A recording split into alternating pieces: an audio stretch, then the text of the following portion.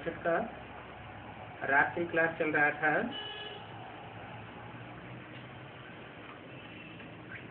पहले पेज की मध्याह्न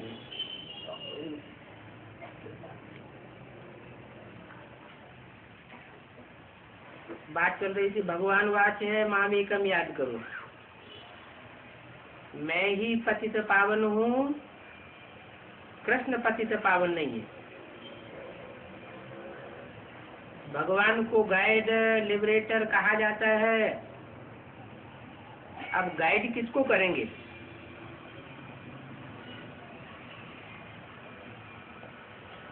पवित्र आत्माओं को गाइड करेंगे या पवित्र आत्माओं को गाइड करेंगे? जो अपवित्र आत्माएं हैं उनको गाइडेंस देते हैं। सबको कहते हैं पवित्र बनने के लिए कि देह के धर्म छोड़ो,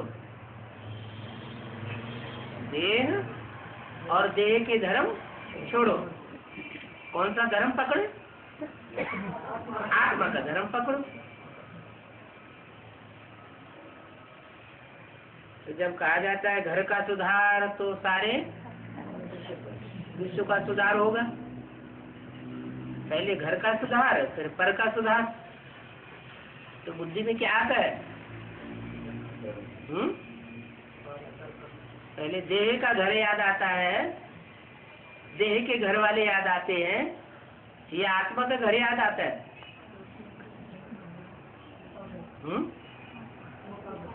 आत्माओं का घर परिवार भी है कोई? कैसा लास्ट जन्म में जो देह मिली है उसे देह का घर परिवार वाले ही याद आते हैं। पहले घर का सुधार फिर पर का सुधार। तो क्या समझा जाए? घर वालों का सुधार तो घर वाले कौन हुए? ब्राह्मण वाली घर वाले हुए। माताओं की बुद्धि कहाँ लगी रहती है?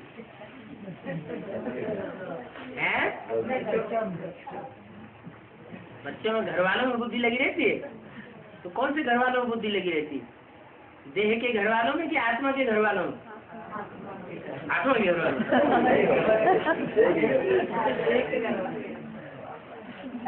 तो पवित्र आत्माओं को ले जाएंगे। इसके लिए कहते हैं देह और देह के संबंधों को छोड़ो, अपने को आत्मा निश्चय करेंगे तो पावन बन जाएंगे। क्या निश्चय करते हैं अपन को? आत्मा। 24 घंटे में आत्मा निश्चय रहता है कि देह का निश्चय रहता है? देह का निश्चय रहता है तो देह के संबंधी याद आते रहेंगे। आत्मा का निश्चय अगर ज्यादा होगा तो आत्म के संबंधी 84 जन्मों में कौन कौन हमारे नजदीक हैं वो याद आए।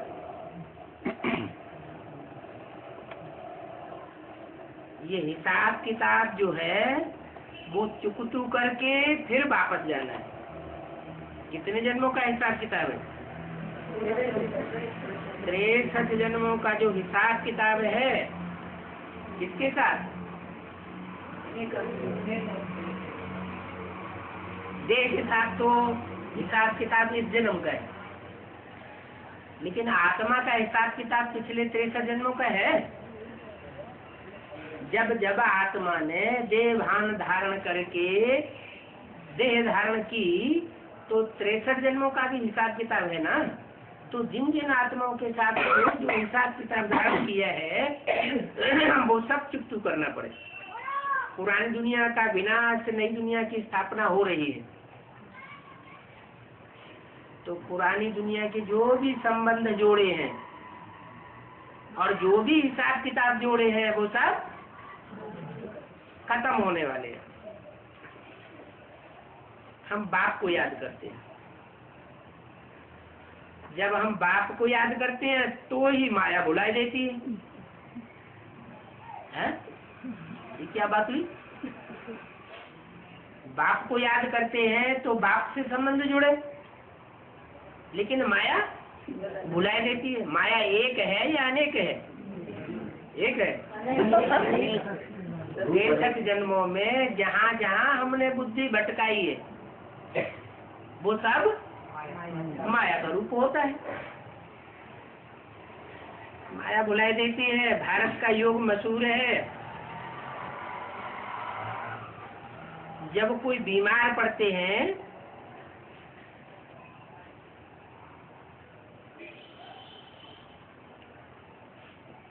तो अंत में उनको ऑक्सीजन का गैस चढ़ाया जाता है।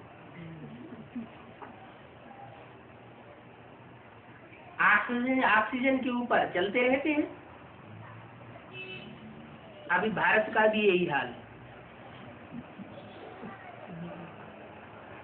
आखिरी सांस ले रहा है, अभी उसको सिलेंडर चढ़ाया हुआ है। किसको? भारत को। बाप ने समझाया है अभी अमृत पियो और बिख छोड़ दो। अभी देखो बिख को मांगते रहते हैं। हम पवित्र बनना चाहते हैं, वो बिख मांगते रहते हैं।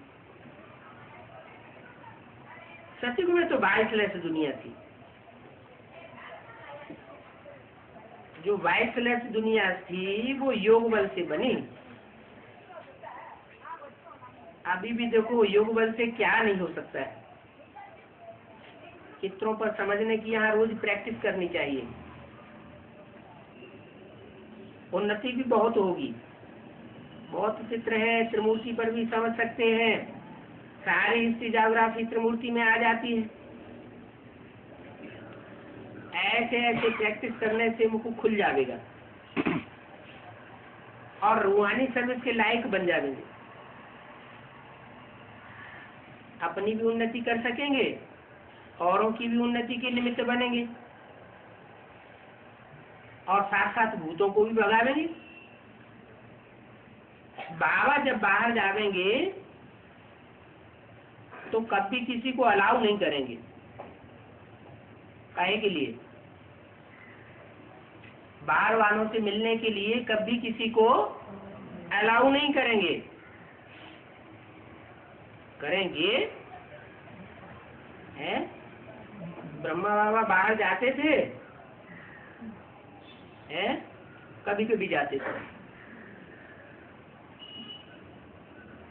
क्यों कभी कभी क्यों जाते थे? हमेशा क्यों नहीं जाते थे? हैं? माँ का पार्ट है ना। माँ कहाँ पार्ट बजाती है? अंदर ही तो पार्ट बजाती है। हाँ, कभी कभी बाहर जाना पड़ता है तो जाते थे। अब आगे के लिए बताया कि बाबा जब बाहर जावेंगे, कभी जब जब बाहर जावेंगे कभी भी बाहर वालों को अलाउ नहीं करेंगे। दिन प्रतिदिन स्थित होते जाएंगे इस बात में है। बाहर वालों से मिलने जुलने में दिन प्रतिदिन स्थित होते जाएंगे। क्यों क्यों स्थित होते जाएंगे?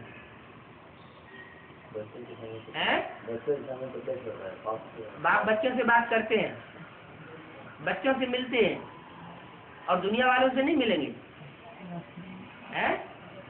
एक तो दुनिया वाले पहचानते नहीं है तो मिलने से कोई खास फायदा नहीं, और दूसरी वो आकर के वाइब्रेशन खराब करेंगे। इसलिए बाप थोड़े थोड़े बच्चों के आगे मिलते हैं। अगर कोई आकर के बकवास करने लगे तो ठीक नहीं होगा। कोई अगर वाद विवाद आकर के करें बाई चांस, तो उनसे वाद विवाद नहीं करना है। बच्चों को 7 सब्जेक्ट में होशियार होना चाहिए। दिन प्रतिदिन उन्नति को पाना चाहिए। बहुत सेंटेंस ऐसे हैं जो ब्राह्मणी बदली हो जाती है तो जिज्ञासु लूले लगड़े वो पढ़ते हैं। बाबा क्या चाहते हैं? ब्राह्मणी के आधार पर चलने वाले स्टूडेंट्स न हो। इसका आधार पकड़े, बाबा का आधार पकड़े, बाबा की मुरली का आधार पकड़े। मुरली को न पकड़, बाबा को न पकड़, कहाँ लटक पड़ते हैं? ब्राह्मणी में लटक पड़ते हैं। तो ऐसे लूले लवड़े नहीं बन रहे हैं। लूले मन है, ब्राह्मणी अगर चली जाए तो सहयोग देना, क्या करेंगे? पकड़ लेंगे। लूले को हाथ नहीं होता है, भुजा होती नहीं या टूटी हुई होती है, तो भुजा माना सहयोगी। ब्राह्मणी चली गई तो सहयोग देना बंद, तो क्या हो गए? लूले हो गए। कोई लगड़े हो जाते हैं। ब्राह्मणी से जब तक दृष्टि मिल रही है तो फोर्स आता है, जैसे गुब्बारे में गैस भर जाती है, ब्राह्मणी ट्रांसफर हो जाती है तो हवा निकल जाती है। फिर क्या होता है? पुरुषार्थ की दौड़ में दौड़ना बंद कर देते हैं, जैसे लगड़े हो जाते हैं। बच्चे अगर फुर्त हो जावे तो समझाना सीख जाएंगे, खुद भी समझू बने। फिर ऐसे नहीं कहेंगे कि हमको फलानी ब्राह्मणी चाहिए। ब्राह्मणी के आधार लेकर के बैठ जाते हैं। तो मुख्य है सीढ़ी का चित्र, लक्ष्मी नारायण का चित्र। बाबा ख्याल कर रहे हैं कि लक्ष्मी नारायण का चित्र छपावे।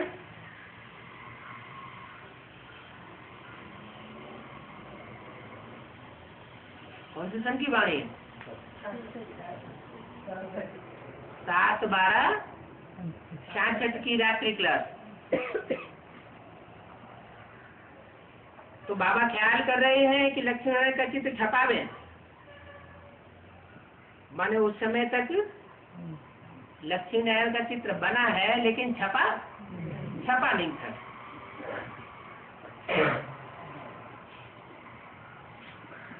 3 फुट बाई 4 फुट की साइज में हम छपा सकते हैं। चित्र छपे हैं तो कोई न कोई जाग पड़ेंगे, छपाने वाले में कोई जाग पड़ेंगे। बाबा लिख देंगे अच्छा करके छपाओ। तो प्रदर्शनी डिपार्टमेंट की बुद्धि चलनी चाहिए।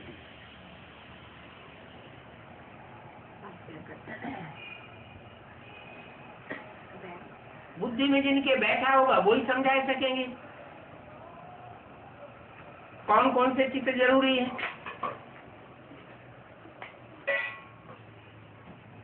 इनसे छपाए भी सकते हैं। चित्र तो बहुत छपाने पर है, नहीं तो बाबा समझेंगे कोई सेंसूल बच्चे नहीं है। बाबा कहे कि मुख्य जरूरी छोटे छोटे चित्र सेंटरों को भी मिल जावे तो वो भी सीखे। समझाने वाले आइडिया भी दे सकते हैं। बाबा ये चित्र होने चाहिए, नंबरवार चित्र है। बाबा लिखेंगे छोटे सेंटेंस के लिए छोटे चित्र बनाओ और बड़े सेंटेंस के लिए बड़े ट्रांसलाइट के बना सकते हैं। प्रदर्शनी कमेटी का ख्याल चलता रहना चाहिए। दिल्ली में सुदर्शन बच्चा बहुत अच्छा है।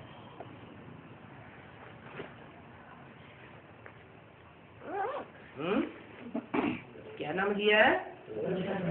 सुदर्शन माना बाकी आत्मा का दर्शन करने वाला। उनकी बुद्धि बहुत अच्छी है। बुद्धि अच्छी है तो चित्रों पर भी ध्यान देना चाहिए। बाबा समझेंगे अच्छे बाबा के मददगार हैं, दिल पर भी चढ़ेंगे। रोज चित्रों पर अभ्यास करके समझो। ये शरीर भी बहुत वैल्यूबल है। जहाँ तक जीना है ज्ञानामृत पीना है। कोई लूला भी हो, लंगड़ा भी हो, ये सब कमाई कर सकते हैं। अपने भविष्य के लिए कमाई है। भले सोया पड़ा हो, उठ नहीं सकता है, तो भी मुरली पढ़नी चाहिए। क्या? लेटे लेटे भी मुरली पढ़नी चाहिए, मुरली सुननी चाहिए। क्लास करने के लिए उल्लास होना चाहिए।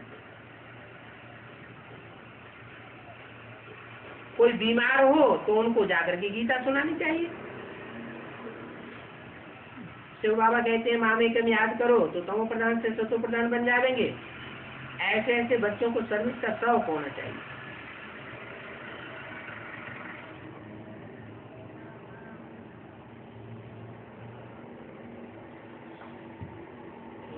यह जयपुर में तिलक नगर वाला सेंटर है, उसमें जयपुर के साथ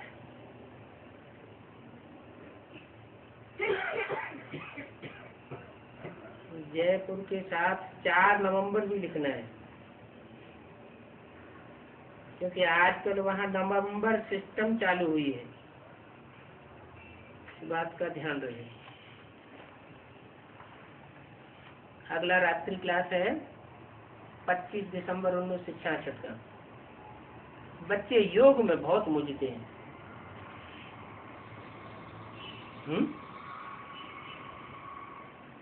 यहाँ कोई है जो मुझते हैं? योग में मुझते हैं कोई? नहीं मुझते। अमृत वेले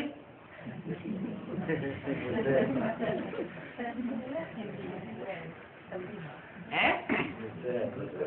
अमृत वेले भी मुझते हैं। इसका मतलब कि योग अच्छी चीज नहीं है। मुझसे है माना योग अच्छी चीज नहीं है। अच्छी चीज है याद। कोई चीज अच्छी लगती है तो उसकी याद आती है। जब भी आँख खुल जाएगी, सोते सोते बाई चांस आँख खुल जाए तो याद जो अच्छी लगेगी उसकी याद आएगी। तो याद अक्षर अच्छा है, योग छोड़ देना चाहिए।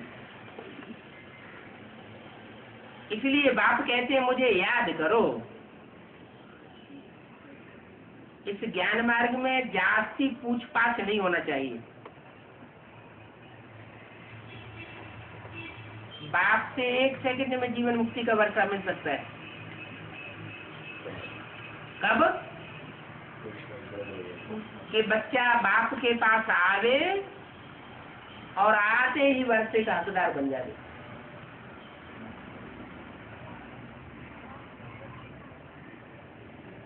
यहाँ तो है ही एक बाप के बच्चे। बाप है स्वर्ग का रचयिता। जब स्वर्ग का रचयिता है तो जरूर उनसे स्वर्ग की वार्ता ही मिलेगी।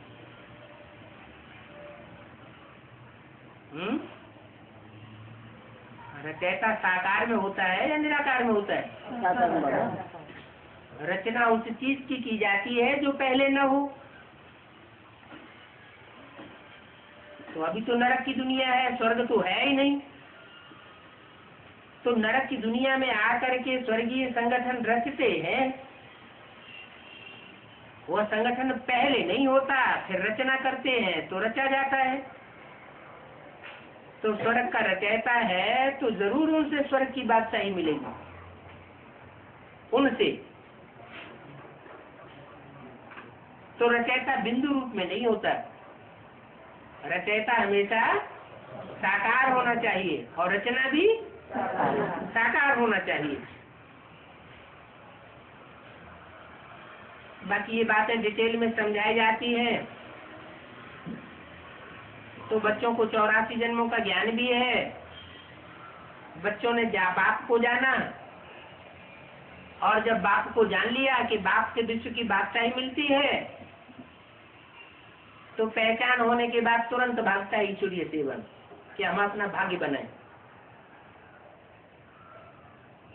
निश्चय होता है जिनको, वह भी बाप के पास भागते हैं, देर नहीं करते। जैसे जैसे निश्चय होता जाता है वैसे वैसे भागने की कोशिश करते हैं, कब जाकर के मिले। कोई कहते हैं हमें तो 2 साल से निश्चय हुआ पड़ा था, लेकिन हम कारण या कारण है, ये काम था, वो काम था, ये समस्या थी, वो समस्या थी, आए नहीं सके। तो बाबा कहते हैं तुमको खाक निश्चय नहीं था। अगर ये निश्चय हो जावे कि नई दुनिया बनाने वाला बाप आया हुआ है, स्वर्ग रचने वाला बाप, स्वर्ग का वर्षा देने वाला बाप आया हुआ है, तो 1 सेकंड भी ठहर नहीं सकता। बाप कहते हैं हम तो आते ही हैं पावन बनाए कर ले जाने के लिए,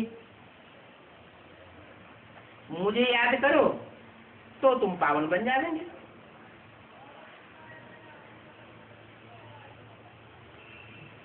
पतित आत्मा होने के कारण उड़ नहीं सकती है। क्यों नहीं उड़ सकती? कारण क्या बताया? आत्मा पतित है, ज्ञान योग के पंख टूट टूट जाते हैं। ज्ञान में बुद्धि चलती नहीं है, जामड़ी होती है। तो उससे क्या साबित हुआ? आत्मा पतित है। योग में बुद्धि, याद में बुद्धि लगती नहीं है। भोग वासना की बातों में बुद्धि लगती है, ये खाऊं, वो खाऊं, यह पहनूं, वह पहनूं, ऐसा मकान हो, वैसा मकान हो।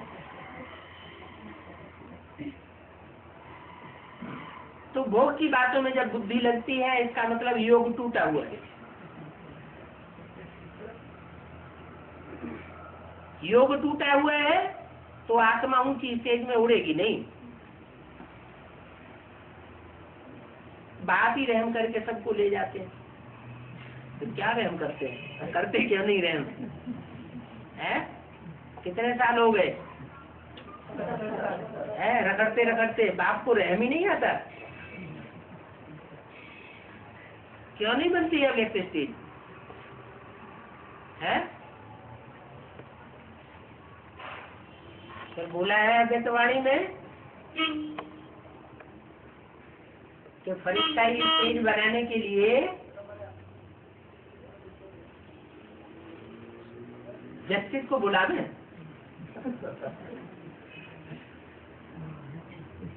धर्मराज को बुलावेंगे क्या?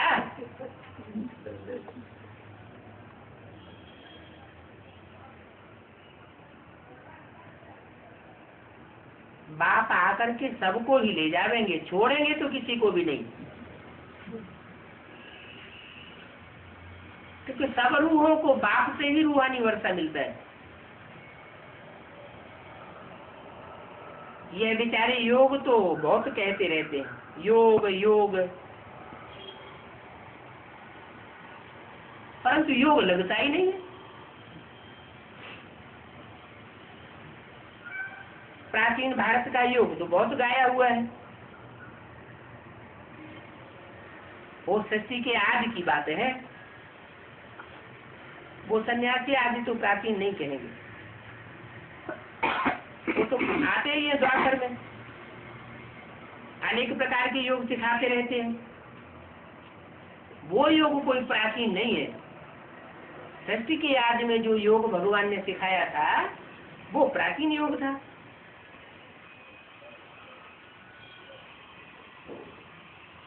इस योग से तो सतो प्रधान बनना होता है, और यह याद के सिवाय,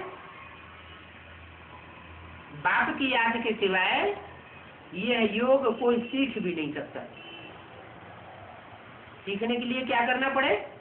सिखाने वाले को याद करना पड़े। तो भारत का प्राचीन योग अर्थात याद, बाकी डिटेल है सृष्टि की आदि मध्य अंत, कोई उल्टा सुल्टा प्रश्न पूछते हैं तो उनको बताना चाहिए पहले याद की यात्रा को समझ लो। इस याद की यात्रा से ही तुम सतो प्रधान बनेंगे। बाकी ये आलतू फालतू प्रश्न क्यों पूछते हो? फिर भी सीढ़ी तो सबसे अच्छी है समझाने के लिए, और ये सीढ़ी है भारतवासियों के लिए।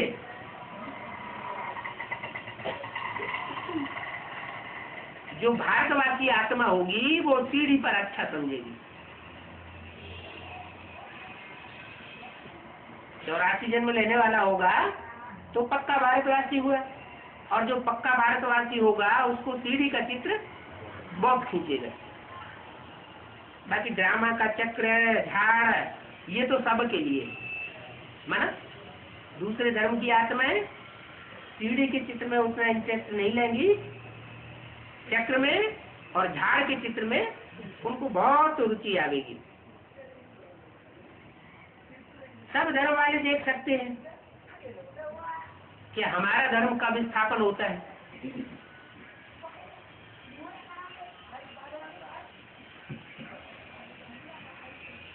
सिख लोग देखेंगे कि हमारा धर्म कितने साल पहले स्थापन हुआ, 500 साल पहले। लेकिन क्या वो मानते हैं इस बात को कि 500 साल पहले सिख धर्म नहीं था? है? नहीं मानते? मानते हैं? नहीं। उनमें से भी बहुत से ऐसे हैं जो कहते नहीं, सिख धर्म की बातें तो बहुत पहले से आई हुई है। जिनमें जो कहते हैं वो कौन सी आत्माएं हैं? ये वो आत्माएं हैं भारतवासी, जब स्वर्ग स्थापन हुआ था तो सिख धर्म में से श्रेष्ठ आत्माओं को खींचा गया था, और उन श्रेष्ठ आत्माओं ने बाप का ज्ञान सुना था और सुन करके अधूरा धारण किया था, पूरा धारण नहीं की। तो वो 84 जन्म नहीं लेते हैं। जो दूसरे धर्मों में कन्वर्ट हो जाते हैं, पूरा ज्ञान धारण नहीं करते हैं, वो 84 जन्म नहीं लेते हैं। बाप 84 जन्म बताए कर कहते हैं अभी अपना तो हिसाब निकाला 84 जन्म, अभी औरों का भी हिसाब निकालो। और धर्म वाले कितने कितने जन्म लेते हैं। बाकी 84 से जास्ती तो होते नहीं। भक्ति मार्ग में शास्त्रों का मत भी होता है, वाद विवाद करते रहते हैं शास्त्रों की बातों को लेकर के। अभी यहाँ तो बाप है और बच्चे हैं। बाप है ज्ञान का सागर, और ये बच्चे तो कुछ भी नहीं जानते। तो जो बच्चे पहले से कुछ भी नहीं जानते थे, वो बाप से बैठ करके क्या वाद विवाद करेंगे? इसका मतलब जो बच्चे बाप से बैठ करके वाद विवाद करते हैं वो बाप के बच्चे नहीं है क्या? है? दूसरे धर्म में कन्वर्ट होने वाली आत्माएं हैं जो वाद विवाद करते हैं। जिनकी बुद्धि बहुत चलती है, उनकी बुद्धि में बात बैठती नहीं जो बाप समझाना चाहते हैं। उनके संकल्प बाप के संकल्पों से मेल नहीं खाते, विपरीत बुद्धि चलती रहती है, वाद विवाद करते रहते हैं। बाप कहते हैं मेरे बच्चे हैं तो मेरे से क्या वाद विवाद करेंगे, मैं तो ज्ञान का सागर। बाप तो यहाँ सब कुछ सुनाते रहते हैं, कुछ भी पूछने की दरकार नहीं है। बाप आते ही है सतयुग का वर्षा देने, तो कलयुग का विनाश तो जरूर होगा। अनेक धर्म विनाश और एक धर्म की स्थापना, ये तो गाया हुआ है। बाप ने सीढ़ी का राज भी समझाया है कि कैसे पहले पूजी थे, फिर द्वापर से कैसे पुजारी बन जाते। भारत में पूज्य, वो ही पुनर्जन्म लेते लेते फिर पुजारी बनते हैं। ये सारा हिसाब तुम बच्चों का ही है, आधा आधा। आधा कल्प पूज्य और आधा कल्प पुजारी बनते हो। जो मेरे बच्चे नहीं है वो फिर कम जन्म लेते हैं, तो आधा कल्प पूज्य नहीं रहते और पूजा भी उतनी नहीं करते। जितना जितना दूसरे धर्म में कन्वर्ट होने वाला होगा, कम जन्म लेने वाला होगा, उतनी पूजा भी कम करेगा और पूज्य भी कम बनेगा।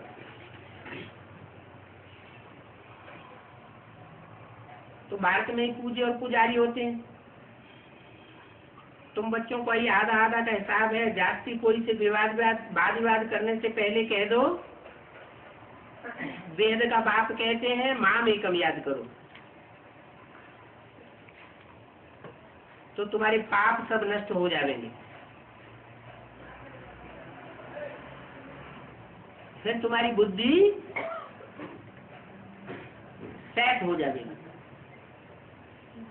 अभी तुम जो उल्टे सुलटे प्रश्न पूछते हो, तुम्हारी बुद्धि सेट नहीं है। तुम जीवन मुक्ति को फिर पालेंगे। पहले तो बाप का पूरा परिचय जरूर देना चाहिए। पूरा परिचय नहीं मिलता है तो फिर उल्टे सुलटे प्रश्न करते रहते हैं।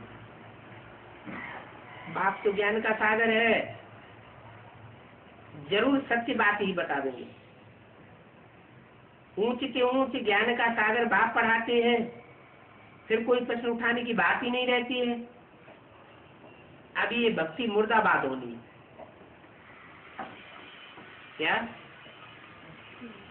क्या मुर्दाबाद होनी है? भक्ति मुर्दाबाद होनी है। भक्ति कहाँ से आती है?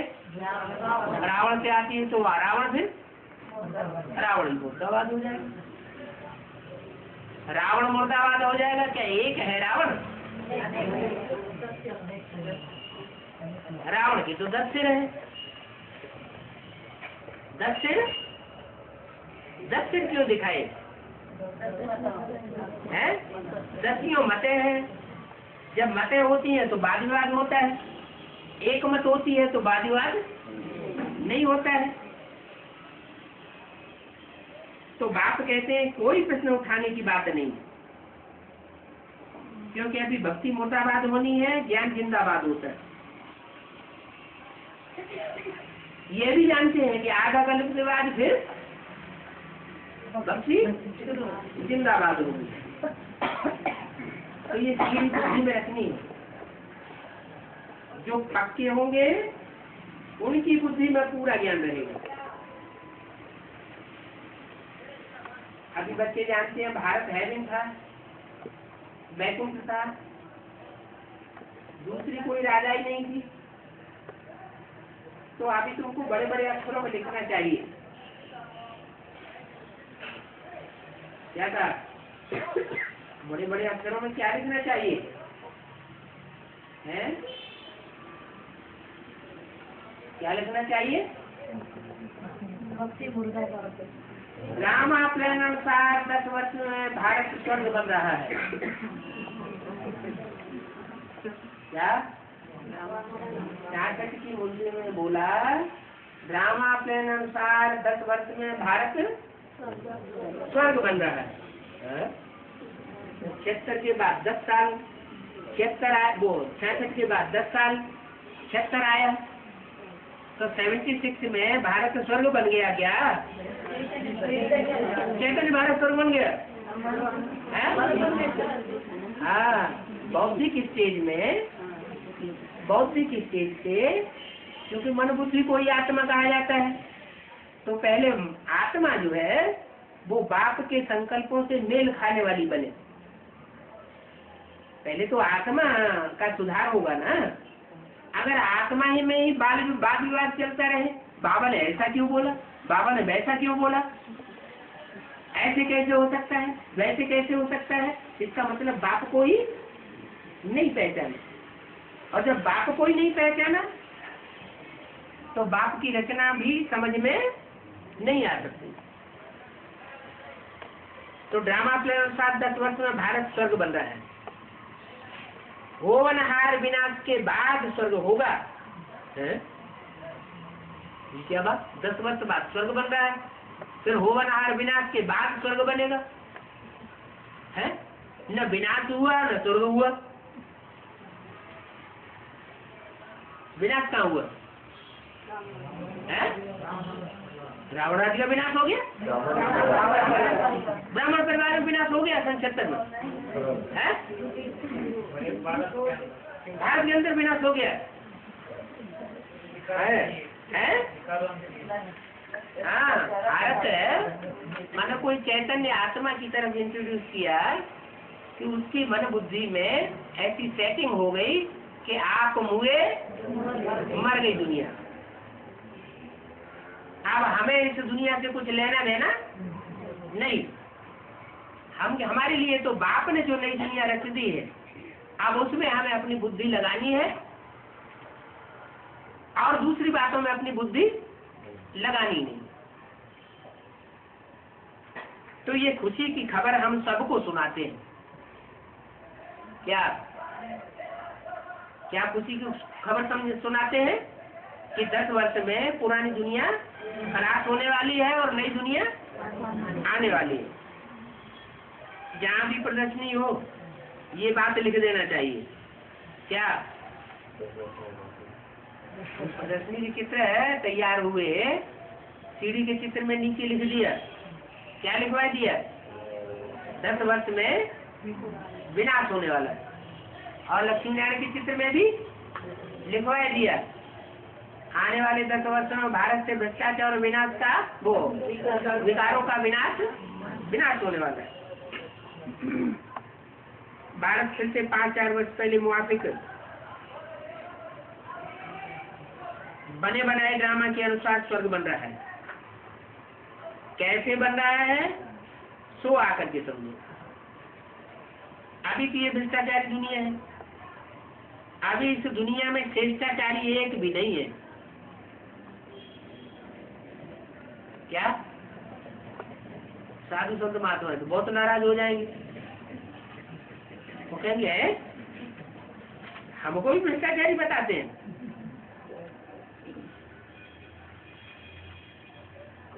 वो नाराज होने लगे, पकड़ ले आकर के, तो क्या कहेंगे है? तो हम बतावेंगे कि इस दुनिया में भ्रष्टाचारी एक भी कैसे नहीं है। जब पैदाइश ही भ्रष्टाचार से हुई है तो श्रेष्ठाचारी कहाँ से आ गए?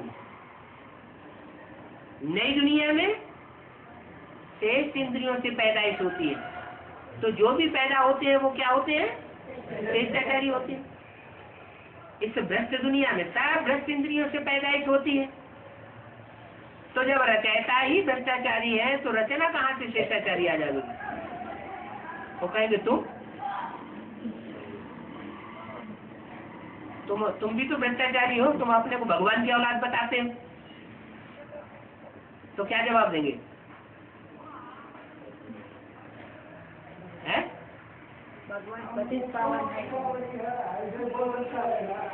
नहीं, हम अभी ब्रह्मा की औलाद बने हैं। ब्रह्मा की औलाद मुख वंशावली है। क्या हमारी वंशावली बदल चुकी है इस जन्म में, हमारा नया जन्म हो चुका है। पुराना जन्म हम भूल गया, वो संबंध भी खलास हो गया। अब हम बाप के बच्चे बने। ब्रह्मा ने हमको अपनाया है, ब्रह्मा बाप ने। मुखवंशावली ब्राह्मण होने के कारण अब हम शेष इंद्रियों की पैदाइश है। मुख कैसी इंद्रिय है? शेष इंद्रिय है। क्या तुम्हें पता नहीं है कि ब्रह्मा के द्वारा सृष्टि की रचना कैसे हुई थी? शास्त्रों में तो खूब कहानियां पढ़ पढ़ के सुनाते रहते हो, तो मानना भी चाहिए ना। इतने ब्रह्मा कुमारी ईश्वरी विश्वविद्यालय फैले हुए हैं गांव गांव में, शहर शहर में, तो क्या तुमको दिखाई नहीं पड़ता है? प्रैक्टिकल बात को मानना तो पड़ेगा। ब्रह्मा है तो ब्रह्मा की औलाद भी है। हाँ, दो तरह की ब्रह्मा की औलाद होती है, एक मुखवंशावली, एक पुगवंशावली। पुगवंशावली औलाद की संख्या जास्ती हो जाती है और मुखवंशावली थोड़े रह जाते हैं, इसलिए पता नहीं चलता असली ब्रह्मा की औलाद मुखवंशावली कौन कौन है। तो हम बस समझाते हैं, आप आकर के समझो कि अभी इस दुनिया में एक भी शिष्टाचारी नहीं है। ये प्रदर्शनी है विहंग मार्ग की, प्रजा बहुत बन रही है। इस बात की विहंग मार्ग बताया है। प्रदर्शनी में जितनों को समझाते हैं क्या बन जाती है? प्रजा बन जाती है। सैकड़ों निकलते हैं समझने वाले, तो जो जो प्रदर्शनी के चित्रों को समझते जाते हैं वो प्रजा बनती जाती है। अच्छा, जड़ चित्रों से प्रजा बनती है या चैतन्य चित्रों से प्रजा बनती है? कोई कहता है जड़ चित्रों से प्रजा बनती है, कोई कहता है चैतन्य चित्रों से प्रजा बनती है? कौन से चित्रों से प्रजा बनती है? चैतन्य चित्रों को समझाने से प्रजा बनती है? नहीं बनती है। जड़ चित्रों को समझाने से प्रजा बनती है और चैतन्य चित्रों को कुछ समझाने से राजा बन जाते हैं, बच्चा बन जाते हैं। चित्र तो हो, चाहे चैतन्य हो चाहे जड़ हो। हाँ, ये हो सकता है जो चैतन्य चित्र होंगे तो चैतन्य चित्र जिस धर्म का होगा उसको समझने के बाद जो समझेगा, जानेगा, पहचानेगा वो उसी धर्म का होगा, उसी धर्म की प्रजा बन जाएगी। सूर्यवंशी चित्र होगा तो प्रजा सूर्यवंशी बनेगी, चंद्रवंशी चित्र होगा तो प्रजा चंद्रवंशी बनेगी, इस्लाम वंशी चित्र भी होगा उसको समझने वाला इस्लाम वंशी बनेगा। तो प्रजा तो बन जाती है। राजा बनने के लिए तो फिर बहुत मेहनत करनी पड़ेगी। क्या? राजा बनना और रानी बनना ये बड़ी मेहनत की बात है। राजा रानी तो तब बन सकते हैं जब पूरा सरेंडर करें। क्या? राजा रानी तब बन सकते हैं जब पूरा सरेंडर करें। क्या सरेंडर करें? तो ठीक है, हम कागज में लिख के देते हैं अवस्था में मन धन सरेंडर, मन बुद्धि से सरेंडर हो जाता है। हम मन बुद्धि से सरेंडर हो गए, हम कागज में नहीं लिखेंगे। न कागज में लिखने वाले पूरे सरेंडर है, और जो कहते हैं हम तो मन बुद्धि से सरेंडर है, ऐसे घर बार छोड़ने के लिए बाबा ने थोड़े बोला। तो बाबा भी कहेंगे हमने भी मन बुद्धि से सारा वर्षा तुमको विश्व की बादशाही का दे दिया। इसलिए बोला कि सरेंडर होने वालों में सबसे आगे कौन जाता है? हैं? कौन जाता है? कन्या? नहीं, सबसे आगे कौन जाता है? माया आगे जाती है। वो तन जब सरेंडर होती है ना, तो तन से भी सरेंडर होती है, मन से भी सरेंडर होती है, अपने धन मान मतवा सब से सरेंडर होती है, और सबसे पहले माया सरेंडर होती है। इसलिए माया सबसे बड़ा राजा बनती है। लेकिन कौन सी दुनिया में राजा बनती है? द्वापर युग से जो दुनिया आती है उसमें माया बड़ा राजा बनती है। तो माया कौन से धर्म की होगी? है? जबकि कोई द्वापर युग से जो भी धर्म आए उनमें सबसे पहले तो इस्लाम धर्म आया। और हिस्ट्री में भी देखा जाता है कि इस्लामियों ने दुनिया में जितना राज्य किया है उतना और किसी धर्म वालों ने राज्य नहीं किया। तो बोला राजा रानी बनना ये तो बड़ी मेहनत की बात है। प्रदर्शनी व्यंग मार्ग की सेवा जरूर है, लेकिन निकलते उससे क्या है? प्रजा। राजा क्वालिटी की आत्मा प्रदर्शनी से नहीं निकलती। राजा रानी बनने के लिए पूरा सरेंडर होना पड़े।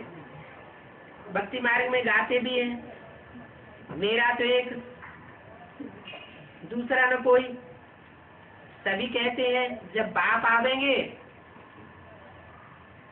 हाँ सभी कहते हैं जब आप आवेंगे तो हम आपसे पूरा वर्षा लेंगे। कब लेंगे पूरा वर्षा? जब आप आवेंगे तब वर्षा लेंगे। ऐसे नहीं कहा कि जब आप आवेंगे आकर के पढ़ाई पढ़ा के चले जावेंगे फिर हम पूरा वर्षा लेते रहेंगे। जैसे ब्रह्मा के तन में आए, पढ़ाई पढ़ाई बेसिक नॉलेज की और चले गए, शरीर ब्रह्मा ने छोड़ दिया। फिर पता ही नहीं किसी को बाप कहाँ आए हैं कि नहीं आए हैं, आवेंगे या नहीं आवेंगे। तो वर्षा नहीं मिल सकता। वर्षा कब मिले? जब आप आवेंगे और आकर के हमको पूरा वर्षा दे देंगे। किनको देवेंगे? जो पूरे बाप के बनेंगे। बाप आते हैं, जब बाप आते हैं तो माया याद नहीं करने देती है।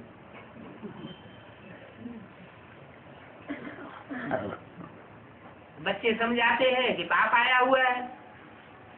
जो मायावी प्रभाव में है वो कहते हैं ऐसा हो नहीं सकता कि बाप आया हुआ है। मुझसे आखिरी जावेंगे कहाँ?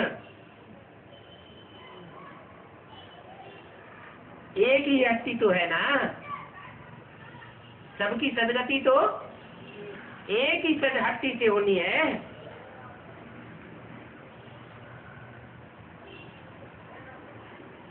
सर्व का सदगति दाता आवेंगे भी तब जब सबकी दुर्गति का समय पूरा हो जाएगा और सदगति होनी होगी। आवेंगे भी तब जब सबकी सदगति होनी होगी, सबकी दुर्गति का पूरा ग्रहण लग जाएगा। सबकी माने किसकी? क्या 500 करोड़ की?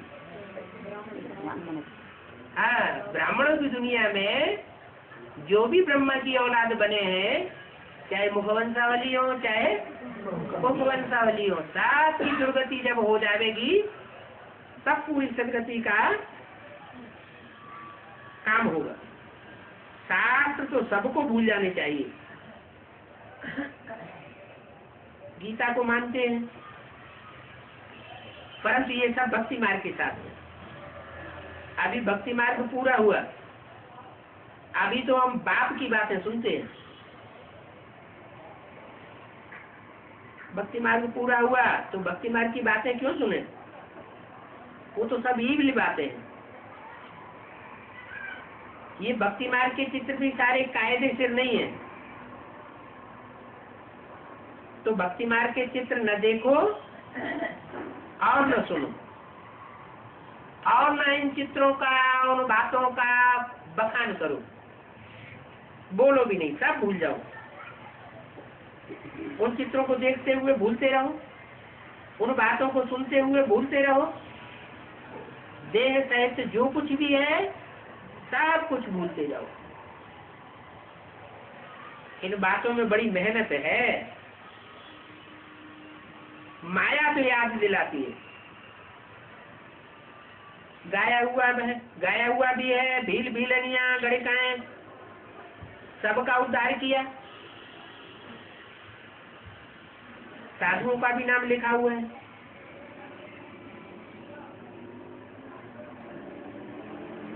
क्योंकि साधुओं की जंजीरों में बहुत फंसे हुए हैं। पतित पावन बाप आकर के सबका उद्धार करते हैं। तुम समझ सकते हो, तुम सब कुछ समझ सकते हो। पूछना भी कुछ क्यों चाहिए। अच्छा, मीठे मीठे बच्चों को गुड नाइट। ओम शांति।